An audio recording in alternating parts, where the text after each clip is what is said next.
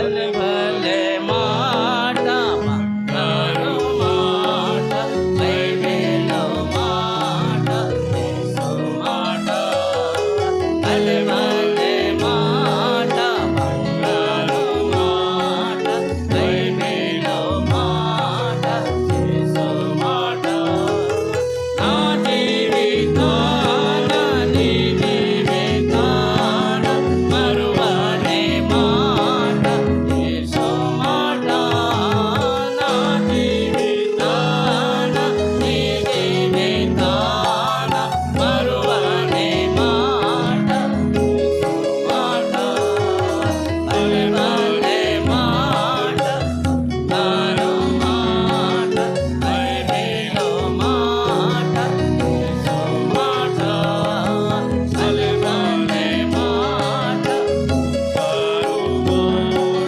Bible మాట యేసు మాట.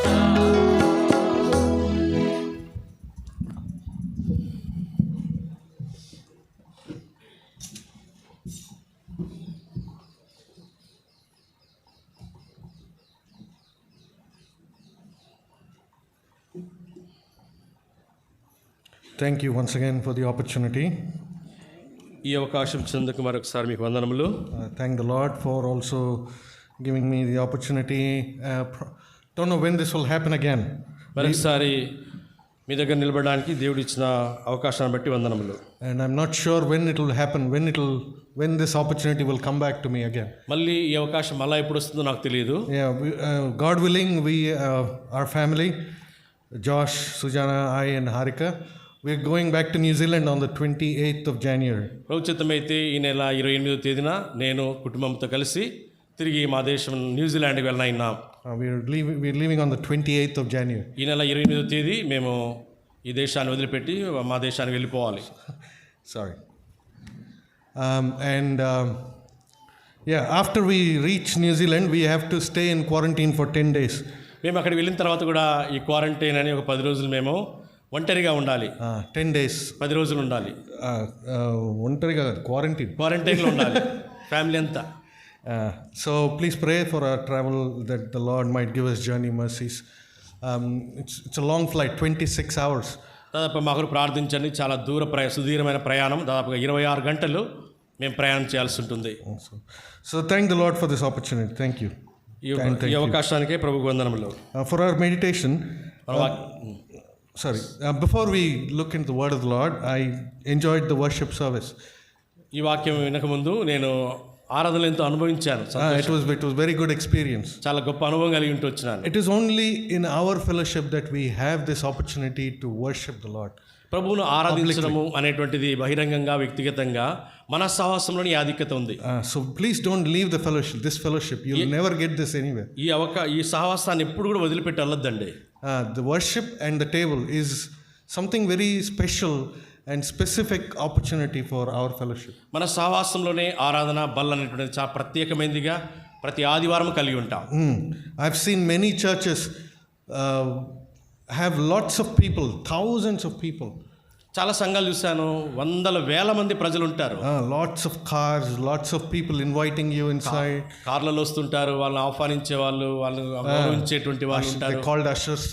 వాళ్ళకి చాలా విషయాలు తెలియజేస్తుంటారు, అభినందనలు. Lots of TVs. చాలా పెద్ద పెద్ద టీవీలు కూడా ఉంటాయి. Everywhere you see TVs. అందరు టీవీల్లో చూస్తున్న తెర మీద అందరినీ స్టేజ్ మీద ఉండేవాళ్ళు. Lots, like 10 musicians. 10 మంది గాయకులు ఉంటారు, గాయకులు వాయించేవాళ్ళు. 50 people choir. 50 మంది పాటల బృందం ఉంటుంది, 50 మంది దాకా. But no worship.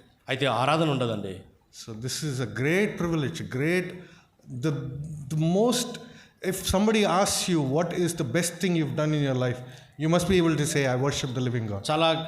చాలా అసమానమైనటువంటిది, ఆధిక్యతతో కూడినటువంటిది ఆరాధన. ఎవరైనా నిన్ను అసమానమైనది శ్రేష్టమైనది ఏది అని అంటే అది ఏదై ఉండాలంటే కేవలం ఆరాధన మాత్రమే. We have this habit in India that they introduce somebody, Brother Henry, doctor. So they always give the title with the name. Henry, మన ఇండియాలో ఉంది ఈ యొక్క పరిస్థితి. ఇంటర్వ్యూ చేసేటువంటిది, సంభాషణ, ముఖాముఖిగా సంభాషణ చేసేటువంటిది. Whenever they introduce, పరిచయం చేసేటప్పుడు they say Henry, doctor or engineer. పరిచయం చేసేప్పుడు ఏం చెప్తారంటే డాక్టర్, ఇంజనీర్ అని చెప్తారనమాట. They always say what the title is. వాళ్ళకి ఏం ఎక్కితే ఆధిక్యత ఉందో, గౌరవం ఉందో దాని ముందు చెప్తారనమాట. They'll say John, he's software engineer. John అంటే సాఫ్ట్వేర్ ఇంజనీర్ అబ్బా ఆయన. Or he say so and so. పలానా ఆధిక్యత అని వాళ్ళ యొక్క గౌరవాన్ని గురించి, గొప్పతనాన్ని గురించి చెప్తుంటారు. But the most important thing is that I worship the living God. అయితే ప్రాముఖ్యమైనది ఏంటంటే నేను జీవగల దేవుని ఆరాధిస్తున్నాను. Probably if you give me, I will put in my title in my card. I'll say John Jiva Jalam, my name. నా కార్లో కూడా నేను నా కార్ మీద కూడా పేరు రాస్తున్నాను John. No, if I get an opportunity. అవకాశం వచ్చినా కానీ నేనేం రాసుకుంటాను అంటే జాన్ జీవజలం, జీవజలం అని పేరు రాసుకుంటాను. Nice names my dad gave us. I don't know if you know my name fully. పూర్తి పేరు ఏదో నాకు తెలియదు, మరి మా నాయన ఎందుకు పెట్టాడు ఆ పేరు తెలియదు. No. Nice name. He gave me a nice name. John Jiva Jalam. Your name brother పేరే జీవజలం అంట, John Jeevajalam. And Ruth Manonetram. Ruth Manonetram. Sisters, my sisters. Your name has given your father. వాళ్ళ నాయన ఇచ్చాడంట ఆ పేరు ఆయనకి. వాళ్ళ నాన్న అందరికి నాన్న ఇస్తాడు.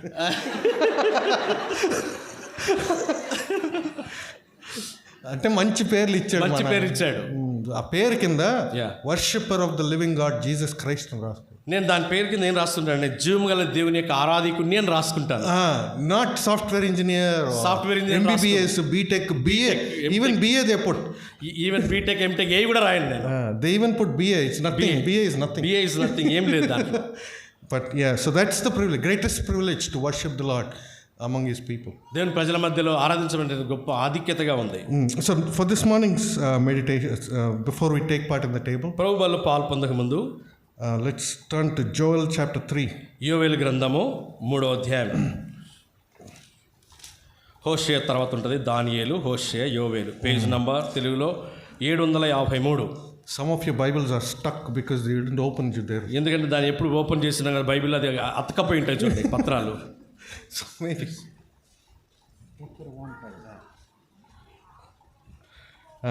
So it should be in Joel, yeah. యోవేలు పుస్తకం పేజ్ 753 అండి. Chapter 3. 3వ అధ్యాయము. Can somebody tell me what's the speciality in this chapter? ఈ 3వ అధ్యాయంలో ప్రత్యేకత ఏంటో చెప్పగలరా అండి? ఒక ప్రత్యేకమైన గుర్తుంది ఈ అధ్యాయానికి. This year's promise. ఈ సంవత్సరం మనకి ఇచ్చిన వాగ్దానం అది. Second promise is in. I don't know if you even looked at. దాన్ని ఇటు కూడా చూడలేదు అనుకుంటాను నేను. మనకి ఇచ్చిన సార్వత్రిక సంఘ వాగ్దానంలో రెండవది చూడండి. Let the weak say I am strong is in Joel chapter 3. యోవేలు పుస్తకము 3వ అధ్యాయంలో రాయబడింది, బలహీనుడు నేను బలవంతుడను అనుకొనవలెను. Let the weak say I am strong. బలహీనుడు నేను బలవంతుని అనుకోవాలి. So let's read chapter 3. 3వ అధ్యాయం చదువుదామండి. Remember always when you get a promise, it is very important to read the context. ఎప్పుడైనా వాగ్దానం తీసుకున్నప్పుడు దానికి సందర్భాన్ని మనం చదవడం అనేది చాలా ప్రాముఖ్యమే. You should read the full chapter from that promise. ఆ వాగ్దానం యొక్క అధ్యాయం మొత్తం చదవడం చాలా మంచిది. If possible, read the whole book. You will understand. ఈ పుస్తకం 3 అధ్యాయం చదివితే, ఈ 3 అధ్యాయాలు ఉన్నాయి. There are only 3 chapters. ఈ పుస్తకం చదివితే మనకు మొత్తం సందర్భం అర్థమవుతుంది. If you only read that one verse, it's not even a full verse. It's a part of the verse. ఇప్పుడు వచనం ఒక్కటే, కానీ ఇప్పుడు ఇచ్చిన మనకు వాగ్దానంలో చిన్న ముక్కమే ఇచ్చాడు, మొత్తం కూడా ఇవ్వలేదు. If you just read that, you will not get the full meaning of the. ఆ చిన్న ముక్క వాక్యం చదివితే ఏం మనకు అర్థం కాదు. For example, ఉదాహరణకి my promise నా వాగ్దానము is Isaiah. యెషయా గ్రంథము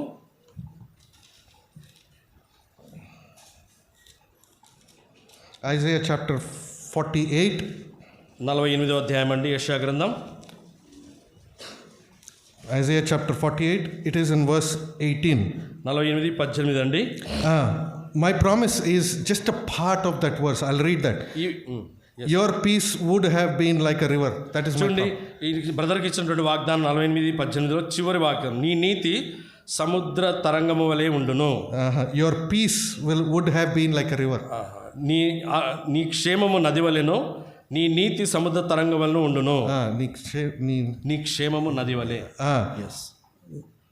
The actual context is it's saying your peace would have been like a river. అంటే ఉండేది నీ యొక్క నది, నీ యొక్క నీతి నది వలె ఉండేది అని అర్థం.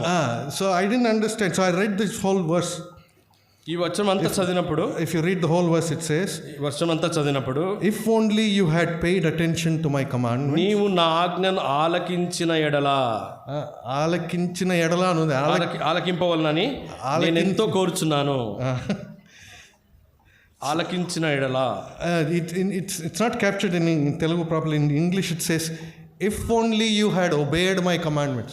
తెలుగులో ఈ విధంగా ఉంది, నీవు నా ఆజ్ఞలను గైకొంటే, గైకొని ఉంటే then your river peace will be right. నీ నది సముద్రం, నది క్షేమం వలె, నీ నీతి సముద్ర తరంగం వలె ఉండును. So the important thing is that I need to keep the commandments, then my peace will be like river. ఇక్కడ ప్రాముఖ్యమైన విషయం ఏంటంటే, నేను ఎప్పుడైతే ఆయన ఆజ్ఞలను గైకొంటానో అప్పుడు నా నీతి క్షేమం నది వలె ప్రవహిస్తాను. If I ignore the first part and think that my peace will be like river, it will never happen. మొదటి భాగం ఇంకా వదిలేసి రెండోది అనుకుంటే అది ఎప్పుడు నా జీవితంలో నెరవేర్చబడదు. I have to first keep my commandments.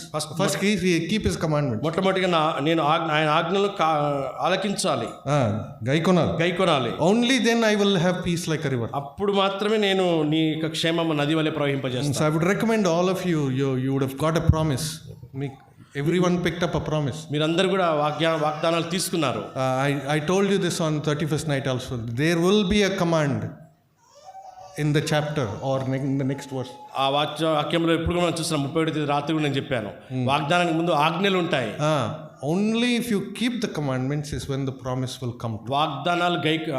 ఆజ్ఞలు గైకున్నప్పుడే వాగ్దానం యొక్క నెరవేర్పు జరుగుతుంది. Then you can claim the promise. You can claim and say, Lord, I have kept your commandments. Please fulfill your promise. అప్పుడు మనం వాగ్దానం చేయబట్టి ఆయన అడగచ్చు, ప్రభా నేను ఈ ఆజ్ఞలు గైకున్నాను కాబట్టి నా వాగ్దానాన్ని నెరవేర్చు. Okay. So Joel chapter 3. యోవేలు పుస్తకం 3వ అధ్యాయం. So if you read the context, you will understand that promise has nothing to do with it's not even a promise actually. చూడండి, ఈ వాక్యం చదివితే మనకు అర్థమవుతుంది, మామూలుగా అయితే అది వాగ్దానం కాదు. So let's read Joel chapter 3 from verse 1 to 10 alternative. 3వ అధ్యాయం అండి, యోవేలు పుస్తకము 3వ అధ్యాయము మొదటి 10 వచనాలు చదువుతాను. Page number 754. మార్చి చదువుతామండి. Page number 754. ఆ దినములలో అనగా యూదా వారిని యెరూషలేము కాపురస్తులను నేను చెరలో నుండి రప్పించు కాలమున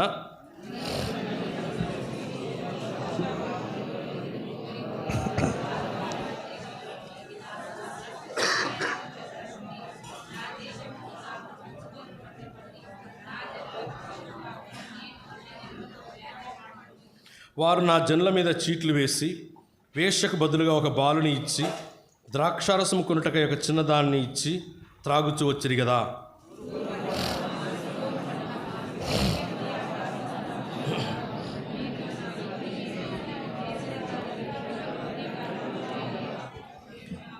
నా వెండిని నా బంగారుని పట్టుకొని పోతిరి, నాకు ప్రియమైన మంచి వస్తువులను పట్టుకొని పోయి మీ గుళ్ళలో ఉంచుకొంటిరి.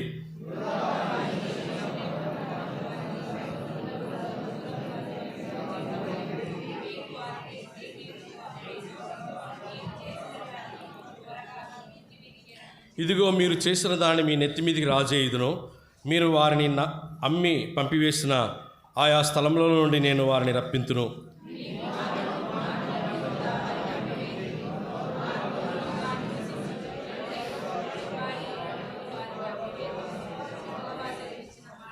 అన్యజనులకు ఈ సమాచారం ప్రకటన చేయడి, యుద్ధము ప్రతిష్ఠించుడి, బలాఢ్యులను రేపుడి, యోధులందరూ సిద్ధపడి రావలెను.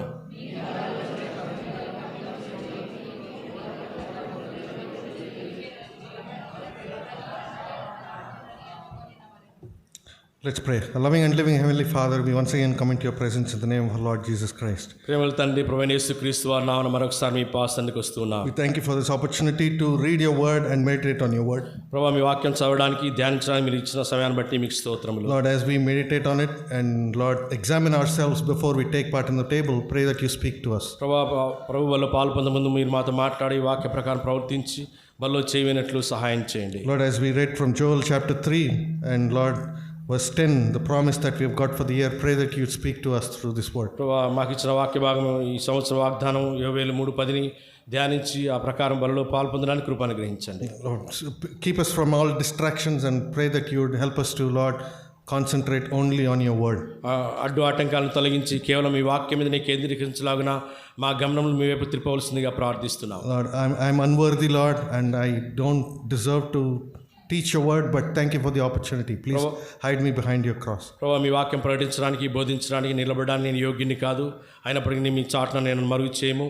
కావాల్సిన వాక్య భాగం మీరు అనుగ్రహించమని ప్రార్థిస్తున్నాం. Commit ourselves into thy loving hands. In Jesus' name we pray. ప్రేమగల హస్తాలకు మమ్మల్ని అప్పగించుకుంటూ యేసు పరిశుద్ధ నామమున ప్రార్థిస్తున్నాం తండ్రి. Let's all read verse 10 once again. మరొకసారి 3వ అధ్యాయం 10వ వచనం అందరం కలిసి చదువుదామండి. Verse 10. 10వ వచనం అందరం కలిసి చదువుదాం. మీ కరువులు చెడగొట్టి ఖడ్గములు చేయడి, మీ పోటకత్తులు చెడగొట్టి ఈటెలు చేయడి, బలహీనుడు నేను బలాఢ్యుడును అనుకొనవలెను. So I was a little confused when I read this actually. ఈ వాక్య భాగం చదివినప్పుడు నేను కొంత కలవరపడ్డాను. Because the Lord is calling everybody for war. ప్రభు అందరినీ యుద్ధం కొరకు పిలుస్తున్నాడు. So if you read the book of Joel, యోవేలు పుస్తకం మనం చదివినప్పుడు the book of Joel is about the day of the Lord. ప్రభు దినాన్ని గురించి ఈ పుస్తకం మనతో మాట్లాడుతుంది. The day of the Lord. ప్రభు దినము. The day of the Lord is something that happens when the Lord comes the second time. ప్రభు రెండవ దినాన ఏం రాబోతున్నాడో ప్రభు దినాన్ని గురించి మనకు తెలియజేస్తుంది. Lord's second coming, when he comes, that day is the day of the Lord. ప్రభు రెండవసారి తిరిగి రాబోతున్నాడు, అది ప్రభు దినము అని చెప్పబడుతుంది. Remember I told you 3 events in history are very important. చరిత్రలో 3 విషయాలు నేను మీకు తెలియజేస్తూ వచ్చాను. First coming of Lord Jesus Christ. మొట్టమొదటిగా ప్రభు యొక్క రాకడ. Secondly, the rapture. రెండవది ఎత్తబడుట. And thirdly, the second coming, the day that he comes back. మూడవది యేసు ప్రభు భూలోకానికి దిగి వచ్చేటువంటి దినం. Rapture, he does not come down, he comes mid-air and then we are caught up. మధ్యాకాశంలో ఉంటాడు ప్రభు, మనం ఎత్తబడతాము. అది మొట్టమొదటిసారి జరిగేది. No, second, that's the rapture. అది ఎత్తబడుట అని. Second coming, he will come down.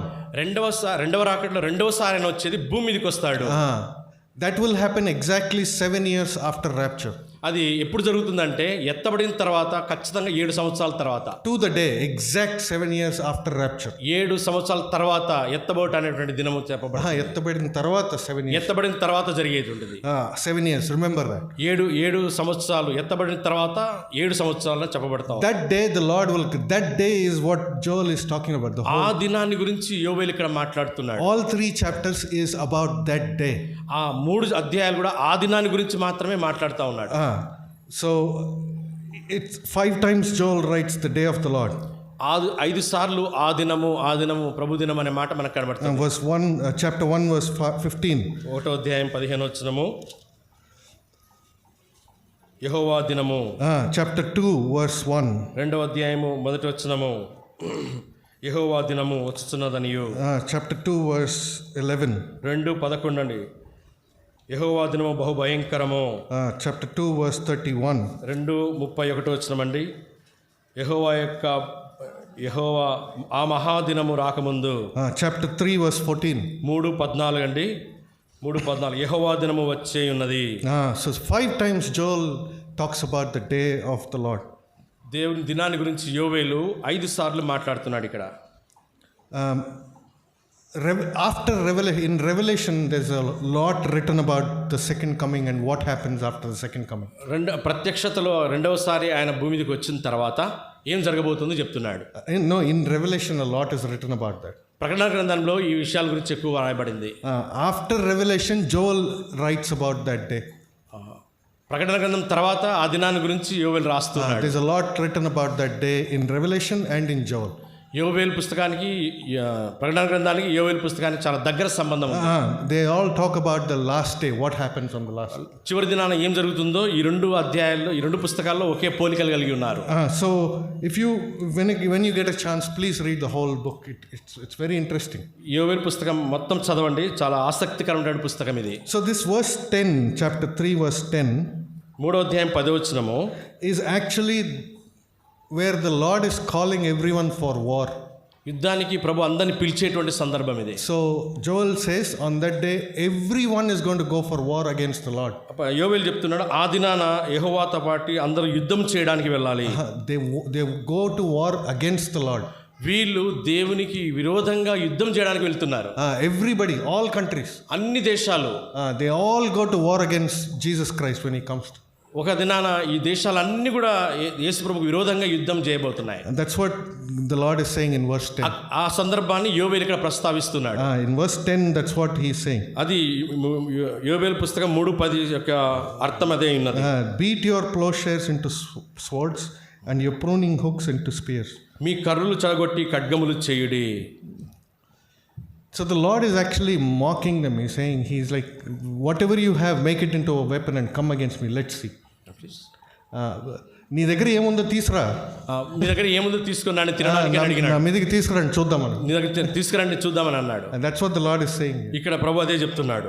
Whatever you have, bring it against me as a weapon and we'll fight. మీ దగ్గర ఏముండాయో ఆ యొక్క వెపన్స్ తో ఆయుధాలతో రండి, మనం యుద్ధం చేస్తామని చెప్తున్నాడు ఇక్కడ. And he's also saying, let the weak say I am strong. ఇక్కడ అంటున్నాడు బలహీనుడు నేను బలాఢ్యుడు అనుకున్న వాళ్ళను. So what the Lord is actually mocking, he's saying, నీ దగ్గర శక్తి లేకపోయినా, దేవుడు వెక్కిరిస్తా ఉన్నాడు, మీ దగ్గర శక్తి లేదు కదా, అయితే ఏమేముందో తీసుకొని రండి అంటున్నాడు. That's what he's saying. Is actually this is not, if you take it out of context, it is a very good verse. దీన్ని బయటికి తీసుకొని వస్తే ఇది చాలా నిరుపయోగమైంది. No, it's a very good verse if you take it out of context. Out of context, if you just read ఈ సందర్భం నుంచి మనం బయటకు వచ్చినప్పుడు అయితే ఈ వాక్యం అంత మంచిది కాదు. No, it is a good verse. ఇది మంచిది. But if you read in context, అయితే సందర్భంలో మనం చదివినప్పుడు it is God mocking. ఇక్కడ దేవుడే వెక్కిరిస్తా ఉన్నాడు. He's saying, నీకు శక్తి ఉందా, రా చూద్దాం. మీకు శక్తి ఉంటే రాండి నా మీదకి. Even if you don't have strength, you say you have strength and come against me. మీకు బలం లేదా, బలం తీసుకొని రండి నా దగ్గరికి అంటున్నా. That's what the Lord is saying. అది ఇక్కడ ప్రభు చెప్పే మాట. So, but I think if we have to read from verse 16. 16 వచనం నుంచి చదివితే, యెహోవా సీయోనులో నుండి గర్జించుచున్నాడు, యెరూషలేములో నుండి తన స్వరం వినబడ చేయుచున్నాడు. భూమి ఆకాశములు వణకుచున్నవి, అయితే యెహోవా తన జనులకు ఆశ్రయమగును, ఇశ్రాయేలీయులకు దుర్గముగా ఉండును. సో అయితే but the Lord will be a refuge. ఇక్కడ దేవుడు అంటున్నాడు అయితే అనే మాట నొక్కి వక్కానిస్తున్నాడు. So I don't want to scare you. I think I scared you enough on 31st by talking about rapture. ఎత్తబడే దాని గురించి 31వ తేదీ రాత్రి నేను చెప్పినప్పుడు చాలా మంది భయపడ్డారు అనుకుంటాను. No, I don't want to scare you, but second coming is more dreadful. అయితే రెండవ రాకడ అనేది చాలా దగ్గరలో ఉంది, భయంకరమైంది. The Lord is saying he will gather everybody in the valley of Jehoshaphat. Jehoshaphat here in verse 2. యెహోషాపాతు. No, in verse 2, 3:2. రెండవ వచనంలో యెహోషాపాతు లోయలోనికి అందరినీ తోడుకొని రమ్మని చెప్తున్నాడు. Everybody, ప్రతి ఒక్కరు రండి. So how is this possible? ఎట్లా ఇది సాధ్యమవుతుంది? I looked up where is the valley of Jehoshaphat in the map. I looked up where is that. యెహోషాపాతు లోయ ఎక్కడుందో నేను చూశాను. No, it's not there. అది అక్కడ లేదు. No, it's not there in the map. There is no place. యెహోషాపాతు లోయ లేదు అసలు. It was never there. ఎక్కడ లేదు అసలు అది. It's not there. Now it was not there then when Joel wrote also. Even when Joel wrote that place. యోవేలు రాసినప్పటికి కూడా యోవేలు కూడా తెలియదు యెహోషాపాతు లోయ ఎక్కడుందో, అసలు లేదు అది. So Jehoshaphat means God is my judge. యెహోషాపాతు అంటే అర్థం యెహోవా నా న్యాయాధిపతి, తీర్పు తీర్చువాడు. Then I understood the meaning. So he's calling everybody to judge. దాన్ని బట్టి నేను అర్థం చేసుకున్నాను, అందరిని పిలుస్తున్నాడు న్యాయం కొరకు, తీర్పు తీర్చడానికి. He's going to judge everybody. ప్రతి ఒక్కరిని తీర్పు తీర్చడానికి ఆయన పిలుస్తున్నాడు. Imagine this in your picture. What is India's population? ఊహించండి, భారతదేశం యొక్క జనాభా ఎంత? 1.3 billion. 1.3 బిలియన్ అనగా 125 కోట్ల పైచిలుకు. And what is the population of China? China యొక్క జనాభా ఎంత? Almost 1 billion. 1 బిలియన్ అనగా మనకంటే ఒక 10 కోట్లు ఎక్కువ అనమాట. So where is the place to bring all of them together? వీళ్ళందరినీ కలపడానికి ఒక చోట చేర్చడానికి స్థలం ఎక్కడిది? How is the Lord going to bring all of them together in one place? ఒక స్థలానికి ఈ ప్రజలందరినీ ఏ విధంగా దేవుడు సమకూరుస్తాడు? Imagine the population of America, France, Germany. ప్రతి దేశం యొక్క జనాభా అమెరికా, జర్మనీ 260 countries. 260 పైకంటే దేశాలు ఎక్కువ ఉన్నాయి. How is he going to bring all of these people together in one valley? ఒక్క లోయలోనికి ఇంత ప్రజలను ఎట్లా తీసుకొని వస్తాడు? Only God can explain. I can't explain. ఇది మన ఊహకు అందదు, మనం వివరించలేము. అది దేవునికి ఒక్కనికే తెలుసు. That is the God we serve. అది దేవుని యొక్క జ్ఞానము. That's the kind of God we serve. దేవుని ఆ విధంగా మనం లెక్కగట్టచ్చు. No, he's so great. That is the kind of God we actually serve. ఆయన అంత గొప్పవాడు కాబట్టి మనం ఆయనే దాన్ని ఊహించగలడు. And then see verse 12. 12వ వచనమండి. నలుదిక్కులనున్న అన్ని జనులకు తీర్పు తీర్చుటకై నేను యెహోషాపాతు లోయలో ఆసీనుడనగుదును. అన్ని జనులు లేచి అచ్చటికి రావలెను. For there I will sit. నేను యెహోషాపాతు లోయలో ఆసీనుడనగుదును. He's sitting. He's not even standing. So many people come against him. ఆయన అక్కడ కూర్చోడు. అందరూ ఆయనకు వ్యతిరేకంగా వచ్చినారు. నిలబడలేదు కానీ ఆయన కూర్చున్నాడు, ఆసీనుడైన. He's not even getting up. He's sitting. ఆయన కూర్చొని ఉన్నాడు, లేలేదు. ఇంతమంది వచ్చినా ఆయన కూర్చొని ఉన్నాడు. So that's the greatness of the Lord. అది దేవుని యొక్క గొప్పతనము. So this day, this last day, ఈ దినము, ఈ అంత దినమున he's going to judge everybody. ప్రతి ఒక్కరిని ఆయన తీర్పు తీర్చబోతున్నాడు. So the question today I want to ask you is, do you want to stand there and be judged? నేను మిమ్మల్ని ఒక ప్రశ్న వేయబోతున్నాను. Do you want to be there to be judged? ఆ తీర్పుకు నీవు అక్కడ నిలబడగలవా, ఉండగలవా, ఉండాలనుకుంటున్నావా? It's a big question we have to ask. చాలా ప్రాముఖ్యమైన పెద్ద ప్రశ్న. That day is very dangerous. We do not want to be there that day. ఆ దినం చాలా భయంకరమైన దినం. మనం తట్టుకోలేము ఆ దినము. So I'm not going to talk about that promise because it is so out of context. I cannot actually. ఇది సందర్భాన్ని మించి ఉంది. నేను దీన్ని ఎక్కువ వివరించలేను. Let the weak say I am strong. I want you to understand how you understand. నేను బలహీనుడు, నేను బలాఢ్యుడు అనుకునేవాళ్ళను. నేను చక్కగా అంతగా వివరించలేను దీన్ని. Because in the context it is not making sense for me. ఈ సందర్భము అంత అనుకూలంగా లేదు. It's saying actually the Lord is mocking. He's saying come let us fight. దేవుడు ఇక్కడ వెక్కిరిస్తున్నాడు. మీరు బలంగా ఉంటే రండి, వచ్చి నాతో యుద్ధం చేయండి అని వెక్కిరిస్తా ఉన్నాడు. రాండ్రా చూసుకుందాం అన్నట్టుగా మాట్లాడుతూ ఉన్నాడు. So I don't know how this is a promise. But I want to encourage you about the day of the Lord. అయితే ఇది ఎట్లా వ్రాయబడిందో అంత వివరంగా లేదు కానీ అయితే మిమ్మల్ని ప్రోత్సహించడానికి నేను చెప్పబోతున్నాను. I want to talk about the day of the Lord. ప్రభు దినము, యెహోవా దినమును. So that day something is going to happen. ఆ దినాన కొంత ఏదో జరగబోతుంది. When the Lord is going to judge. ప్రభు మనల్ని తీర్పు తీర్చబోతున్నాడు. So on this context let's read Matthew chapter 23. దీని సందర్భంగా మత్తయి సువార్త 23వ అధ్యాయాన్ని మనం చూస్తాం.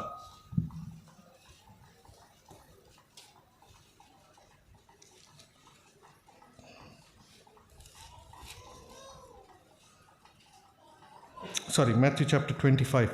క్షమించండి, 25వ అధ్యాయం అండి. మత్తయి సువార్త 25. Verse 31, let's all read together. 31, 32 and 33. 31, 32, 33. మత్తయి సువార్త 25వ అధ్యాయము 31, 32, 33. అందరూ కలిసి చదువుదాం.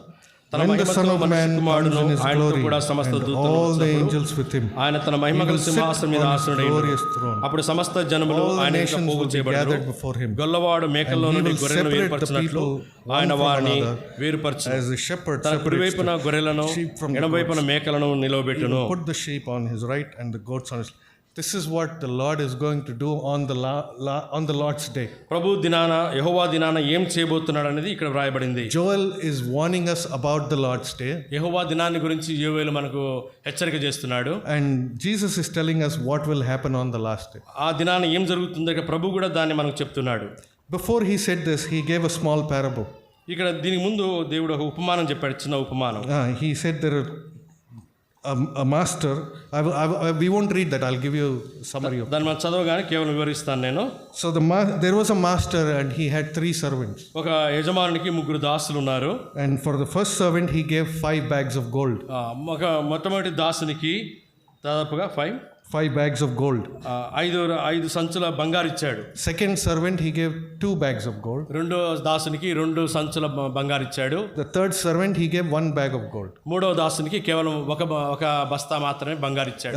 And then he went away to another country. ఆ యజమానుడు వీళ్ళకి ఇచ్చి తన దేశానికి వెళ్ళిపోయాడు. And then when he came back, ఆయన తిరిగి వచ్చిన తర్వాత he went to the first servant and he asked, what did you do with the 5 bags of gold? మొదటి దాసుని అడిగాడు, నీకు 5 బ్యాగుల బంగారు ఇచ్చాను కదా, దాంతో ఏం చేసావని అడిగాడు.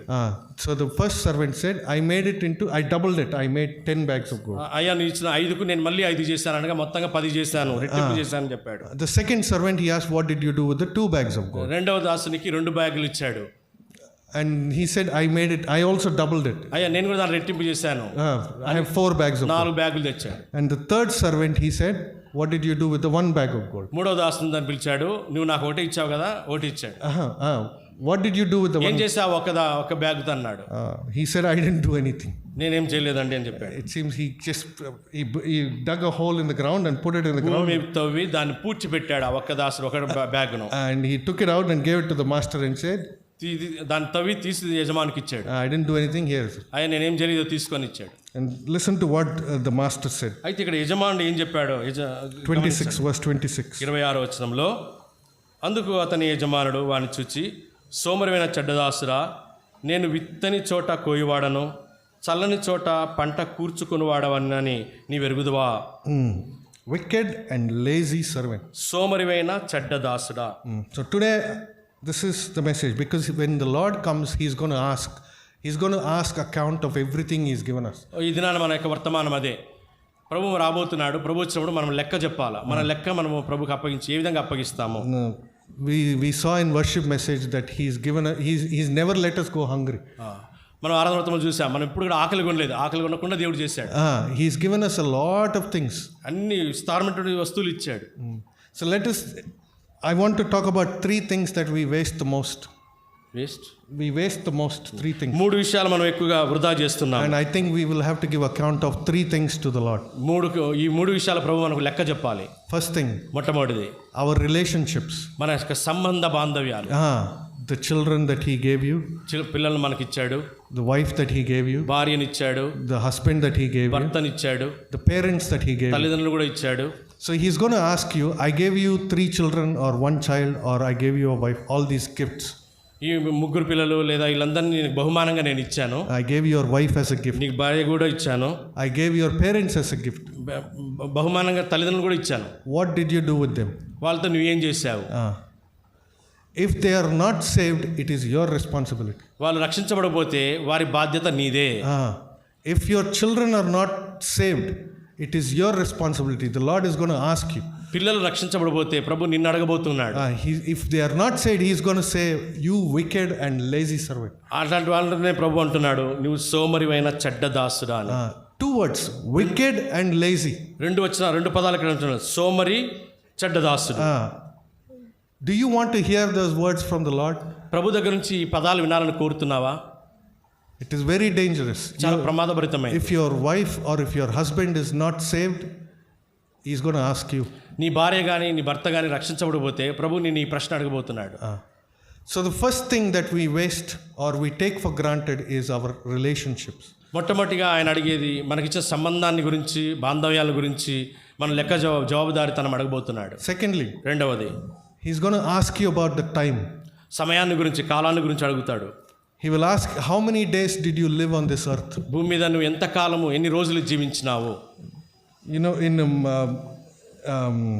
Psalm 90, Moses says that a man's age is about 70 years. 90వ కీర్తన మోషే దైవజనుడు అంటాడు, అధిక బలం ఉన్న ఎడల 70 సంవత్సరములు అని. 70 or maximum 80. లేదా 80 సంవత్సరములు. 70 లేదా 80 సంవత్సరములు. You know how many days that is? ఆ దినాలు ఏంటో మీకు తెలుసా? How many days is that? ఎన్ని దినాలు? Approximately about 30,000 days. Approximately 30,000 days. దాదాపుగా అందాసుగా 30,000 దినాలు. If you are already 50, నీకు 50 సంవత్సరాలు అయిందనుకోండి, you would another 10,000 days to go or 8,000 days to go. 10,000 దినాలు మాత్రమే నీకున్నాయి ఇంకా. So the Lord is going to ask you about all those days, all the time that he gave you. నీకు ఇచ్చిన దినాలన్నింటిని బట్టి, సమయాన్ని బట్టి ప్రభు నిన్ను లెక్క అడగబోతున్నాడు. Every minute, every day, what did you do? How did you spend? ప్రతి క్షణం, ప్రతి నిమిషాన్ని గురించి, దినాన్ని గురించి ప్రభు లెక్క అడగబోతున్నాడు. He is a good accountant. ఆయన మంచి లెక్కాచారం చూసేవాడు. Read with me Revelation chapter 20. ప్రకటన గ్రంథంలో మనం ఆ మాట చూస్తాం, 20వ అధ్యాయము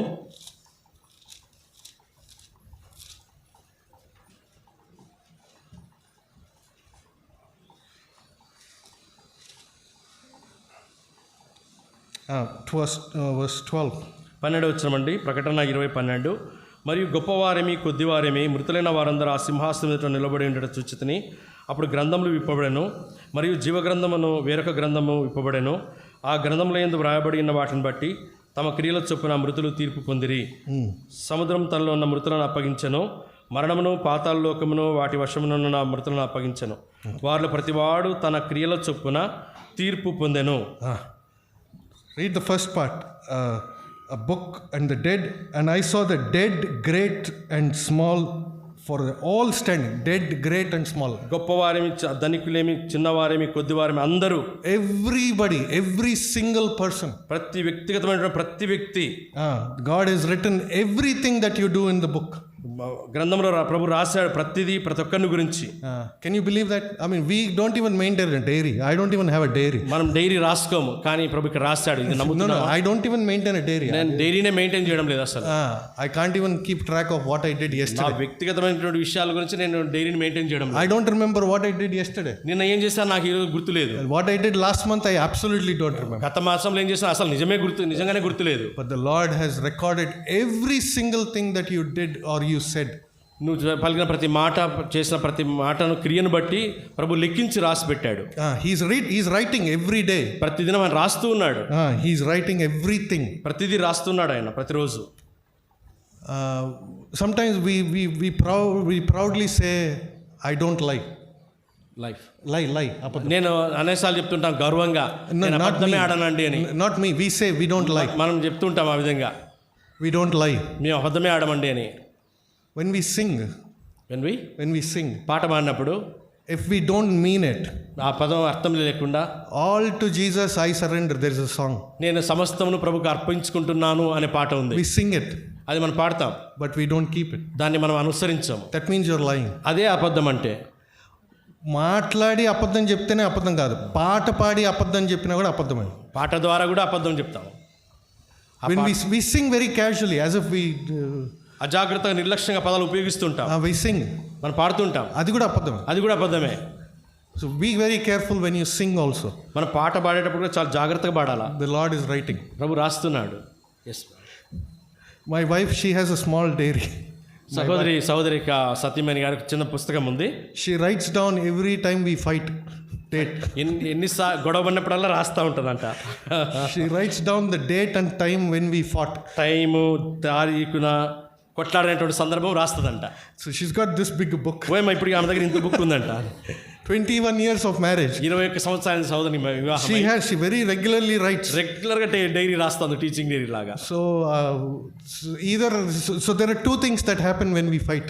మేము కొట్లాడడానికి రెండు సందర్భాలు ఉంటాయి. రెండు జరుగుతాయి. Fight or flight. Fight or flight. Fight or flight. కొట్లాడము, ఎగిరిపోవడం. కొట్లాడతాను లేదంటే ఎగిరిపోదు. కొట్లాడము లేదా ఎగిరిపోవడము. So when I'm in a good mood I fight. మనసు బాగుంటే కొట్లాడతా, లేదంటే ఫ్లైట్, లేసే పారిపోవడమే, లేచిపోవడమే. So she has got a book, big book. She writes every time we fight. ఆమె కొట్లాడినప్పుడల్లా బుక్ రాస్తా ఉంది, డైరీ రాస్తా ఉంది. So I don't know how many but the Lord is writing everything. అయితే ప్రభు మాత్రం ప్రతిదీ రాస్తా ఉన్నాడు. So firstly he will ask account of all the relationships he gave you. మొట్టమొదటి ప్రశ్న, మనకున్న అందరితో ఉన్నటువంటి సంబంధ బాంధవ్యాల గురించి లెక్క అడుగుతాడు. He even going to ask your friend. నీ స్నేహితుల గురించి కూడా లెక్క అడుగుతాడు. He'll ask you about your colleagues. నీ యొక్క సహోద్యోగులతో నువ్వు పనిచేసే చోట నిన్ను అడుగుతాడు. He'll ask you about your fellow students. నీతో ఉన్నటువంటి విద్యార్థులతో కూడా, నీ ఫ్రెండ్స్తో, వాళ్ళతో బట్టి కూడా లెక్క అడుగుతాడు. I gave you salvation. నేను నీకు రక్షణ ఇచ్చాను, ఒక్కసారన్నా చెప్పినావా? ఒక్కసారన్నా వాళ్ళకి సువార్త చెప్పినావా? He's going to ask you that. ఆయన అడగబోతున్నాడు ఈ ప్రశ్న. You have to stand that day and he will say, wicked and lazy servant. అప్పుడు మనం నిలబడతాం, అప్పుడు సోమరివైన చెడ్డదాసుడా అంటాడు.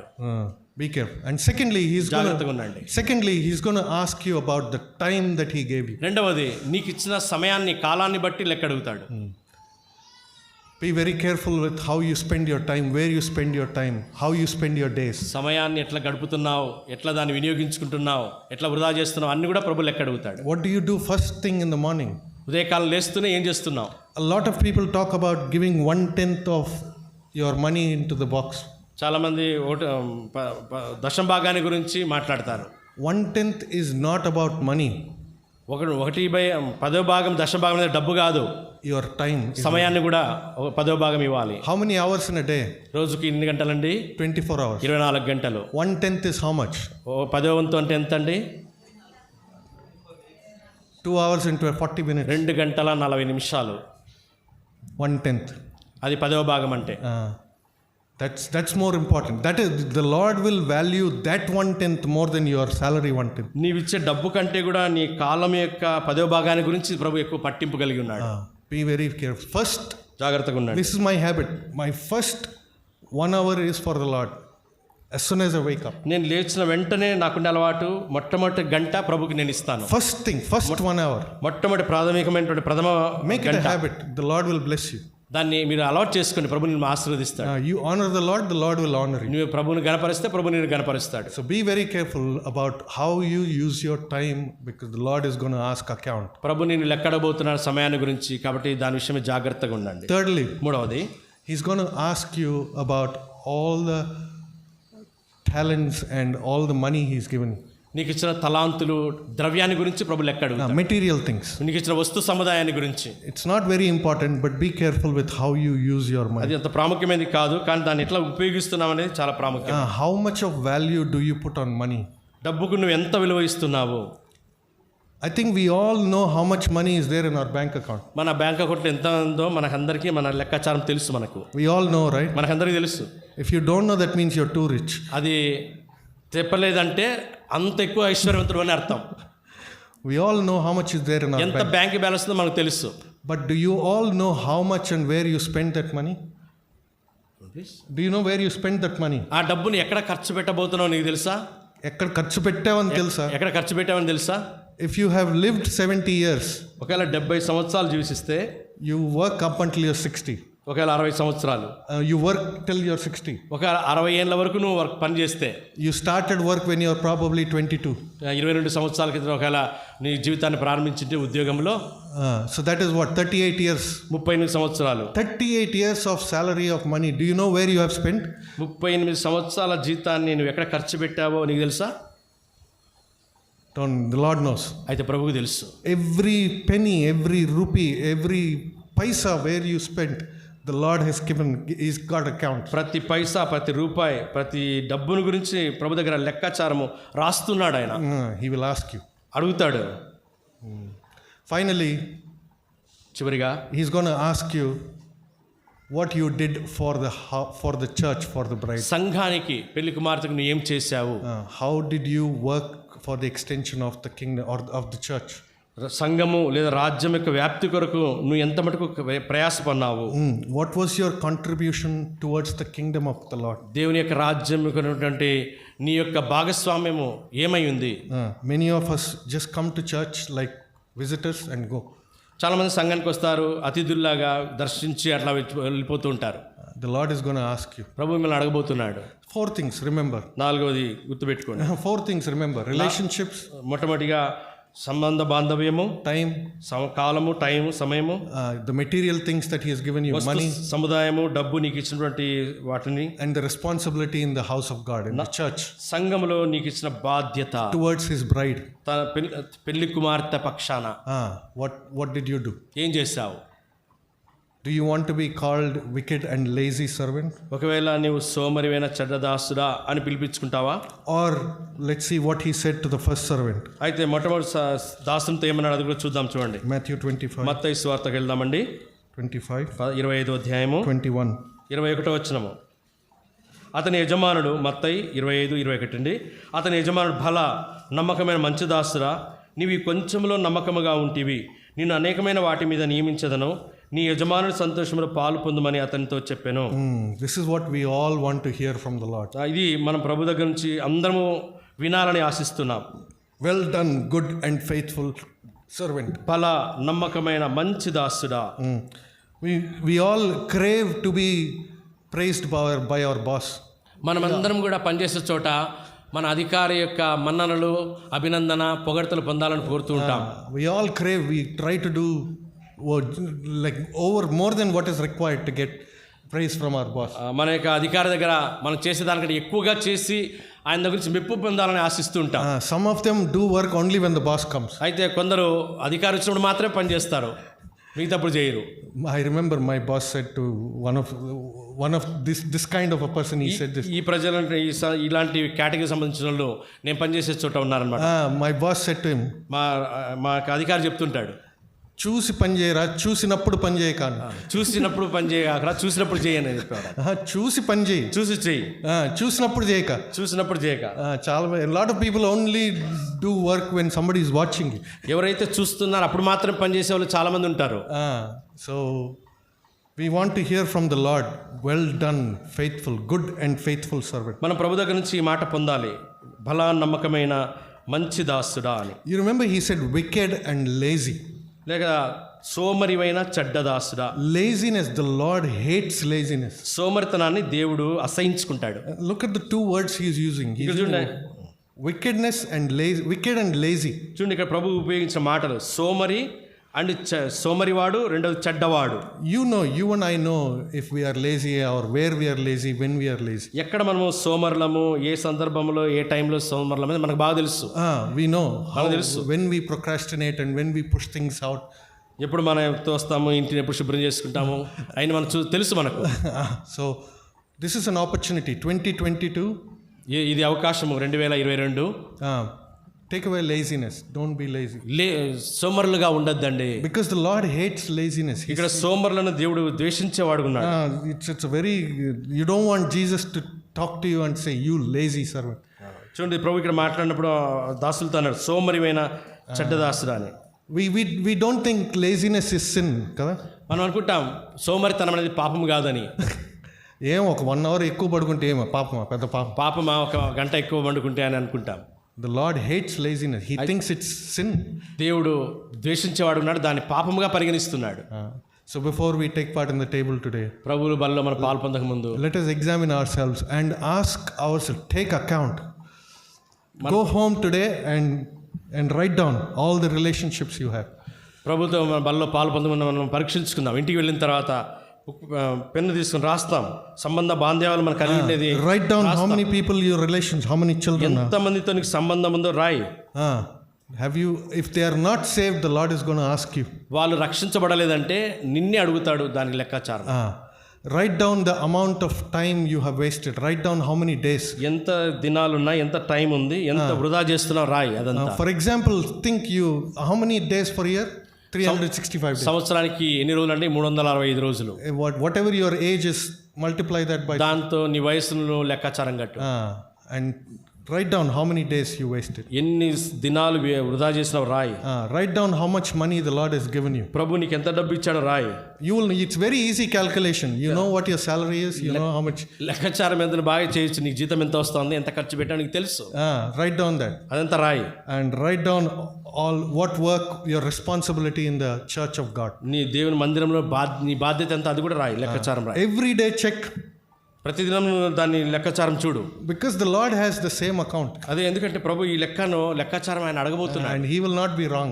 ఆయన ఇది తప్పు చేయడు. He will write down everything. అన్ని రాస్తున్నాడు. So let us, the day of the Lord is coming. That's what Joel is reminding. యోవేలు ఇక్కడ మనకు జ్ఞాపకం చేస్తుంది ఆ దినము, యెహోవా దినాన్ని గురించి మనకు జ్ఞాపకం చేస్తుంది. The day of the Lord, the day of the Lord. యెహోవా దినము, యెహోవా దినము. That day he's going to ask account. ఆ దినాన మనం లెక్క అడగబోతున్నాడు. We all want to be called well done, good and faithful servant. మనం అందరం కూడా పిలువబడాలని ఆశిస్తున్నాం, బలా నమ్మకమైన మంచి దాసుడా అని. So let us examine and take part in the table. మనం పరీక్షించుకొని ప్రభువులో పాల్పొందుదాం.